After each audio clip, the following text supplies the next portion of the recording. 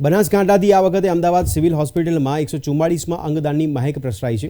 બનાસકાંઠાના કાંકરેજ તાલુકાના રેનવા ગામના અને ગાંધીગ્રામમાં કામ કરતા એક રમેશ શ્રીવાળીને બાઇક સ્લીપ થઈ જતી માથાના ભાગે ગંભીર ઈજાઓ થઈ હતી, જેથી સારવાર બાદ બ્રેન ડેડ જાહેર કરાયા હતા। ત્યારબાદ અમદાવાદ સિવિલ હોસ્પિટલમાં અંગદાન સાથે સંકળાયેલ ડોક્ટર્સની ટીમ દ્વારા રમેશભાઈના પરિવારજનો પત્નીને સમજાવવામાં આવ્યા। અંગદાનના નિર્ણય બાદ સિવિલ હોસ્પિટલના તબીબોએ અંગોના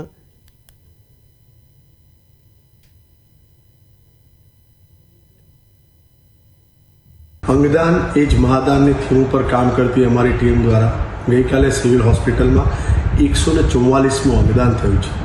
32 वर्षीय पुरुष रमेशभाई श्रीमाળી बनासकांठाना रेनवा गामना રહેવાસી परंतु गांधीधाम में धंधार्थे रहता रोड ट्राफिक एक्सिडेंट थता ब्रेन डेड डिक्लेर थया अने एमना समग्र परिवारे अने खास करीने एनी पत्नीए अंगदान करवानो पॉजिटिव निर्णय लीधो અને રમેશભાઈ તરફથી સિવિલ હોસ્પિટલને હૃદય, 2 કિડની અને લીવર દાનમાં મળ્યા। મેડિસિટીની જીવન મહેતામાં હૃદય અને આઈકેડીઆરસીમાં લીવર અને કિડનીનું પ્રત્યારોપણ કરવામાં આવ્યું અને એના થકી 4 લોકોને નવજીવન પ્રાપ્ત થશે। 144 અંગદાનની જો વાત કરીશ તો 460 અંગો સિવિલ હોસ્પિટલમાંથી દાનમાં મળ્યા, જેને 443થી વધારે લોકોને નવજીવન આપ્યું છે।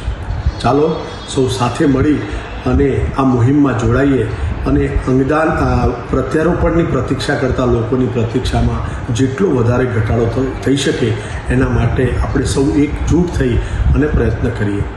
આ કિસ્સાની મહત્ત્વની વાત એ છે કે એમના પત્ની, જેને 2 નાના બાળકો છે, 6 વર્ષના અને 3 વર્ષના, એવા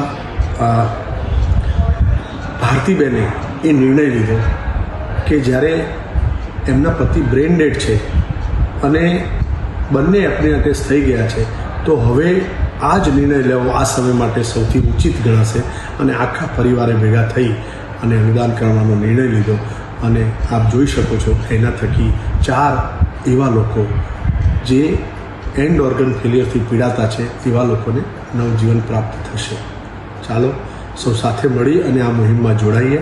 અંગદાન એ જ મહાદાન।